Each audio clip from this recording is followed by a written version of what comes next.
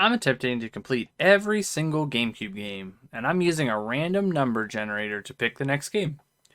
Last episode, we played as a top member of a special military team in Rainbow Six Lockdown. And this week, we're going to save our bandmates on our favorite scooter in Whirl Tour. Whirl Tour was released November 5th, 2002, and was developed by Papaya Studio and published by Crave Entertainment. This game was much better than what I thought it would be, and it honestly has a killer soundtrack. Before we get started, make sure to like this video because it really helps out the channel, and subscribe if you're new so you don't miss any of the future games. Without further ado, this is my experience with Whirl Tour. In Whirl Tour, we're going through the single player mode to consider this one complete. The game starts with a cutscene showing a band at a concert, and then these portals appear and abduct them to another world, I guess. Our character, Wasabi, isn't abducted, so he grabs his handy dandy scooter and heads to the other world to save his friends. This game allows you to play as other characters as you unlock them, and you earn new scooters with better stats as you progress through the game. The stats get better on each model of scooter that you unlock. We start the game out with the Model 1 scooter. The first level of the game is called Castle. It reminds me of Halloween Town, that old Disney movie. I don't know if you remember that. Whirl Tour plays a lot like Tony Hawk games. You have a set amount of goals that you have to complete in each level. This includes things like high scores, breaking items, doing specific tricks in areas, and collecting hidden music CDs throughout the level. The strange thing about this game is that it adds boss fights in each area.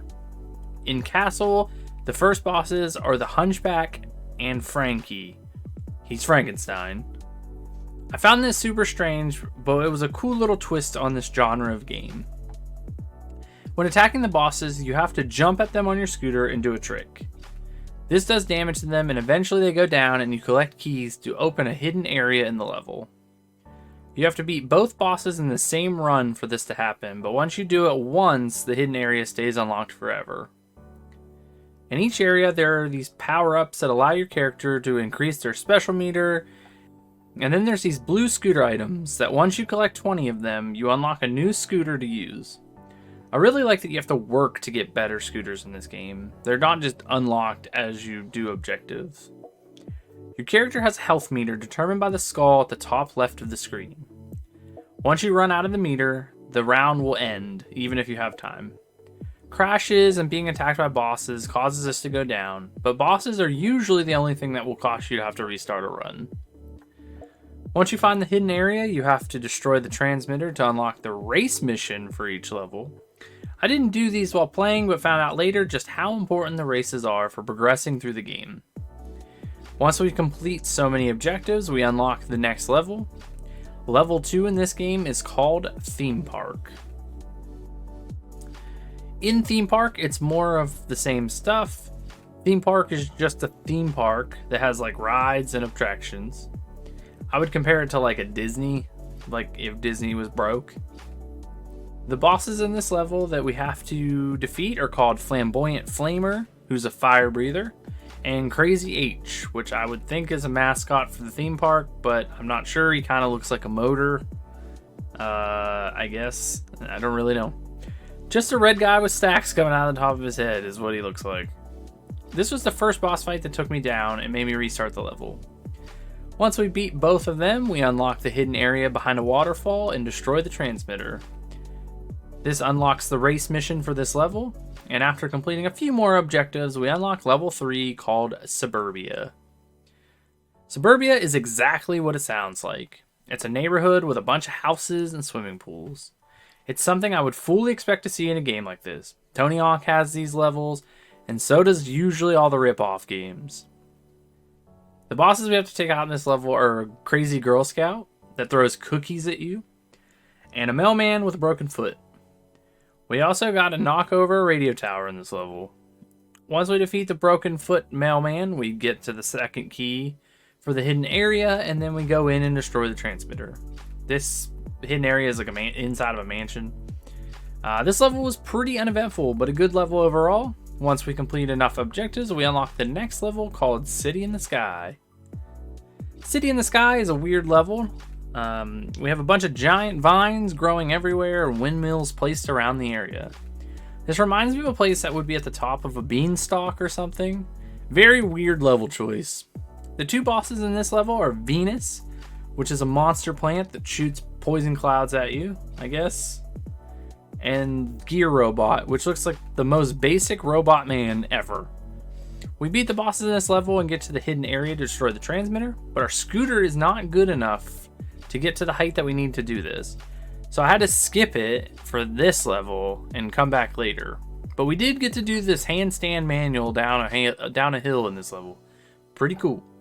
This was a super easy objective to complete though. We were able to complete enough objectives between the first 4 levels to unlock the next level called Subway.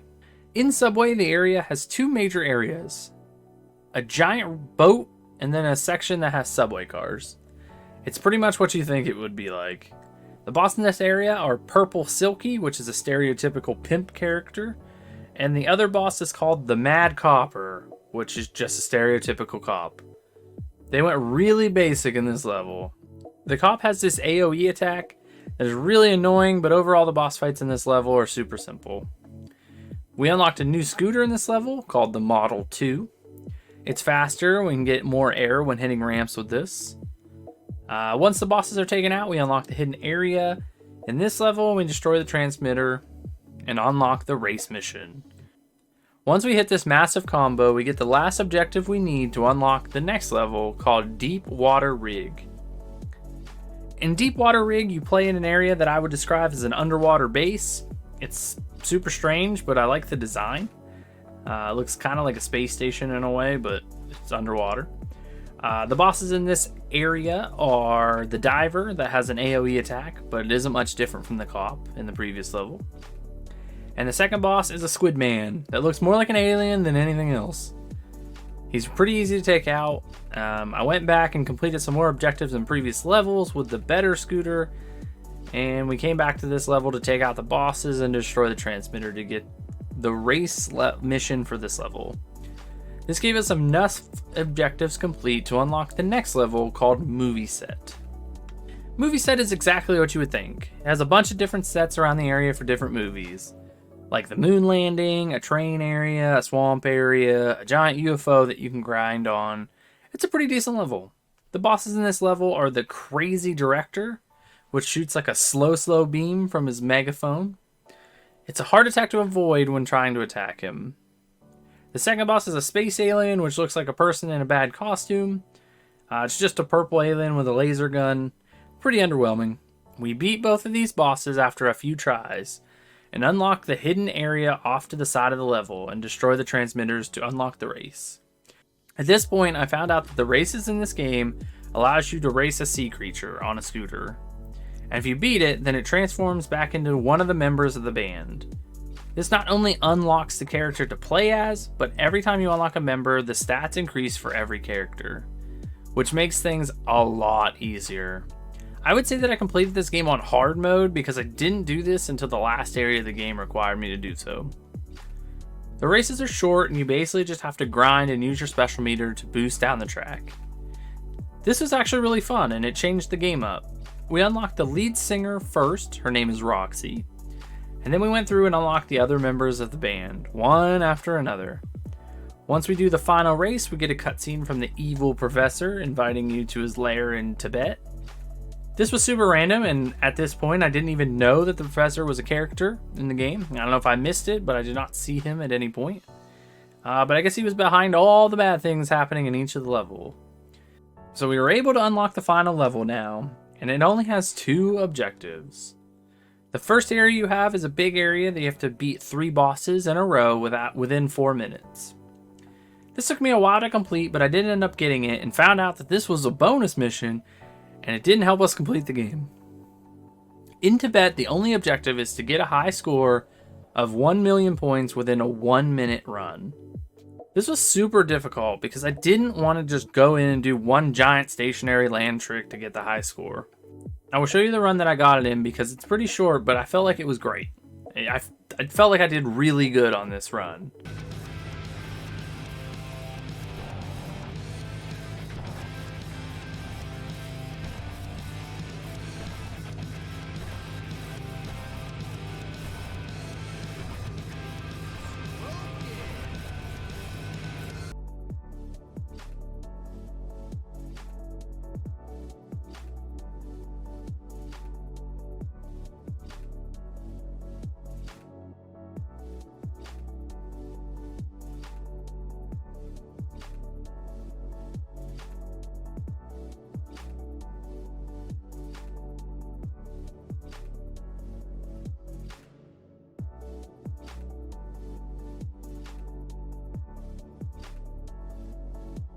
Once we complete the objective, we get one final cutscene where the professor gets put in jail and we return to perform at another concert.